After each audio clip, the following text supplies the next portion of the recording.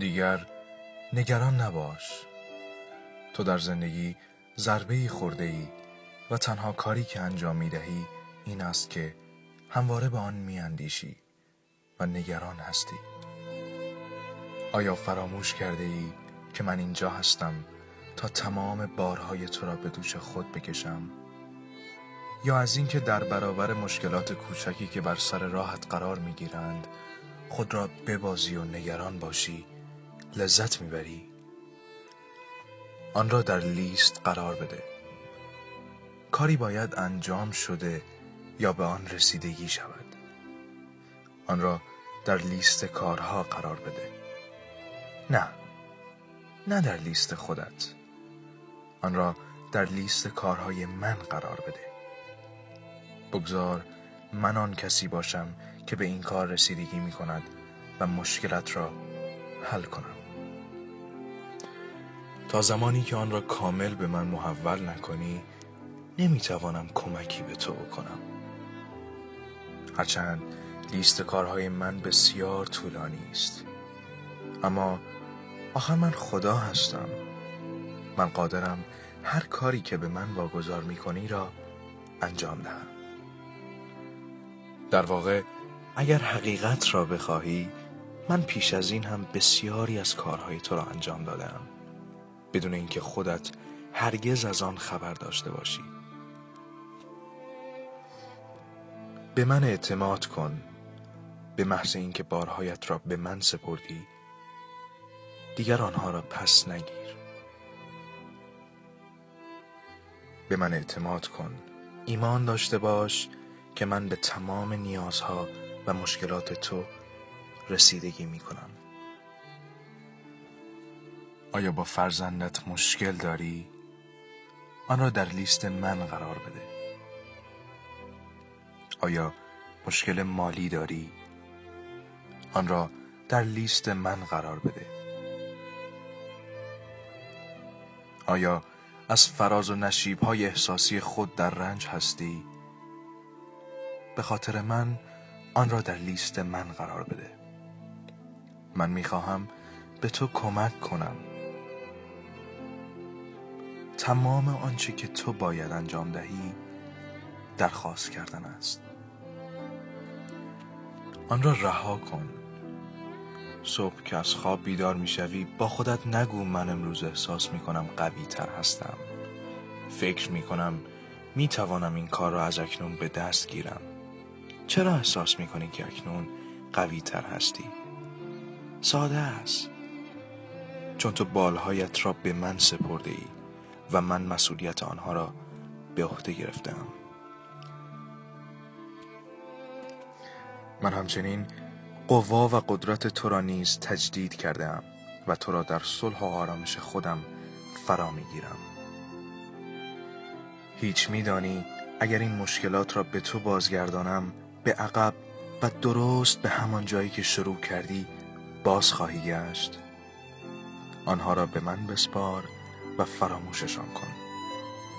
فقط بگذار من کار خودم را انجام دهم. با من حرف بزن. من از تو میخواهم که بسیاری از چیزها را به دست فراموشی بسپاری. فراموش کن آن چیزهایی که تو را ناراحت میکرد. نگرانی ها و دلخوری ها را فراموش کن، زیرا اکنون تو میدانی که همه چیز تحت کنترل من است. اما یک چیز هست که میخواهم هرگز فراموش نکنی. از تو میخواهم صحبت کردن با من را فراموش نکنی. با من صحبت کن. من عاشق تو هستم. من میخواهم که صدایت به کرات شنیده شود. میخواهم به من از دوستان و خانواده‌ات بگویی. در حقیقت دعا گفتگوی تو با من است. میخواهم عزیزترین دوست تو باشم. ایمان داشته باش. من بسیاری از چیزها را از این بالا میبینم که از جایی که تو هستی قادر به دیدن آنها نیستی. ایمان داشته باش که من بر آنچه که انجام میدهم واقف هستم. به من اعتماد کن. نیازی نیست آنچه را که من میبینم تو نیز ببینی. من همواره از تو مراقبت میکنم و نیازهایت را برآورده خواهم کرد. فقط باید به من اعتماد کنی.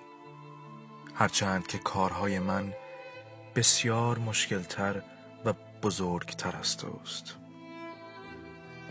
به نظر می رسد که تو در انجام همین کار ساده هم مشکل زیادی داری. اعتماد کردن چقدر مشکل است؟ با دیگران مشارکت داشته باش. زمانی که تنها 2 سال داشتی به تو یاد دادند آنچه را که داری با دیگران قسمت کنی. این کار را از چه زمانی فراموش کردی؟ آن قانون همچنان به قوت خود باقی است. آنچه که داری را با آنان که کمتر از تو خوشبخت هستند سهیم شو. شادی‌هایت را با آنان که به دلگرمی نیاز دارند تقسیم کن. خنده‌هایت را با آنان که مدت هاست صدای خنده‌ای نشنیده‌اند تقسیم کن.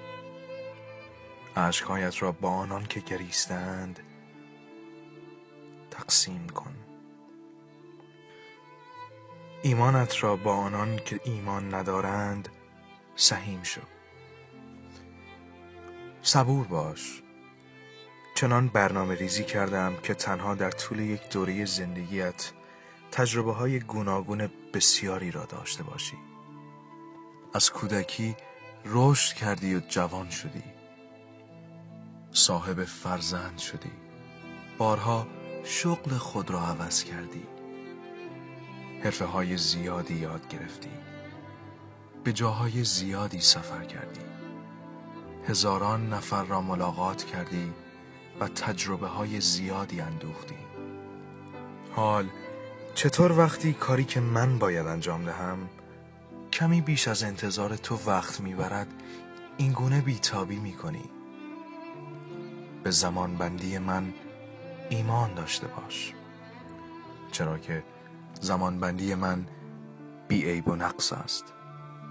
فقط به خاطر اینکه کل جهان را در 6 روز آفریدم همه فکر میکنند من همیشه باید عجله کنم. مهربان باش. با دیگران مهربان باش، زیرا من آنها را نیز به اندازه تو دوست دارم. ممکن است آنها مانند تو لباس نپوشند، یا مانند تو صحبت نکنند، یا به شیوه تو زندگی نکنند. اما با این حال من عاشق همه شما هستم. لطف کن تا سعی کنی به خاطر من با آنها مدارا و سازش کنی. من هر کدام از شما را به گونه‌ای متفاوت آفریدم. اگر همه شما مثل هم بودید بسیار خسته کننده میشد. بدانید که من هر یک از این تفاوت‌هایتان را دوست دارم. عاشق خودتان باشید. اینقدر که من عاشق شما هستم، چطور می توانید خودتان را دوست نداشته باشید؟ تنها به یک دلیل شما را خلق کردم، که به شما عشق بورزم و شما هم به من عشق بورزید. من خدای عشق هستم. مرا دوست داشته باشید. همسایه هایتان را دوست داشته باشید. اما خودتان را هم دوست بدارید. زمانی که میبینم از دست خودتان عصبانی و خشمگین هستید و امور خوب پیش نمی روند، قلبم به درد می آید. شما برای من خیلی گرانبها و ارزشمند هستید. با عشق، بابا.